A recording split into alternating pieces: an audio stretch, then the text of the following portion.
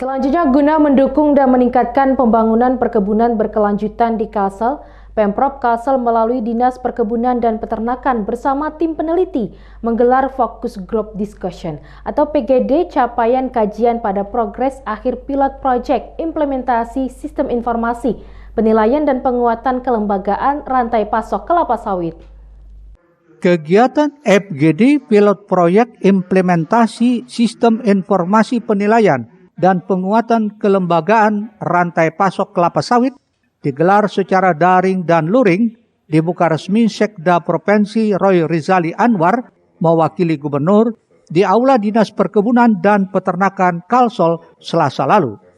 Pemprov Kalimantan Selatan menilai sektor perkebunan memiliki peran strategis dalam pembangunan karena selain penyumbang devisa terbesar kedua, sektor ini juga mampu menyerap banyak tenaga kerja, produk domestik bruto (PDB), pusat pertumbuhan ekonomi sekaligus pelestarian lingkungan.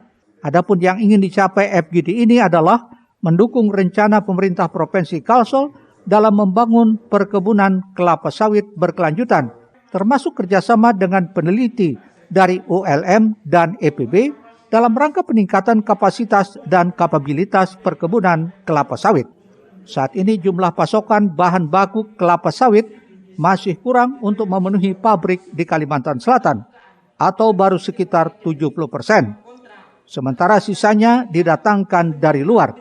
Karena itu, Dinas Perkebunan dan Peternakan terus mendorong agar petani sawit meningkatkan kualitas dan kuantitas produksi kebun sawit melalui program permajaan sawit rakyat PSR. Kita melibatkan teman-teman dari ULAM, kemudian dari IPB Bogor, kemudian semua stakeholder dari pengusaha, pelaku, sampai dengan petani dan pekebun. Harapan kita kajian atau FGD hari ini bisa membuat rekomendasi yang nantinya bisa bermanfaat dalam rangka mendukung pembangunan perkebunan berkelanjutan. Ini sangat mendukung dalam rangka peningkatan SDM di tingkat pekebun sawit.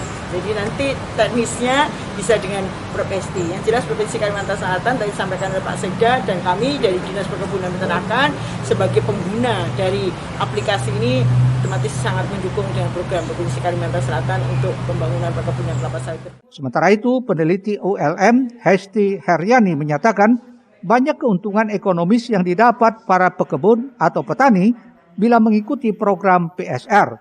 Sistem kontrak bisa dilakukan sehingga tidak ada lagi istilah petani yang terabaikan. Itu konsep dasar yang mendasari kami untuk membuat sistem ini yang disebut dengan sistem implementasi rantai pasok, Pak, dan berakhir dengan kontrak digitalnya. Demikian. Keuntungan bagi petani sendiri apa? Oh, sangat, karena semua terkontrol dan petani bisa memantau. Dia dengan punya akun, kemudian dia juga bisa masuk dan dia juga bisa melihat pergerakan harga referensi dan bagaimana juga peta kekuatan pasar, baik itu secara lokal, regional maupun nasional.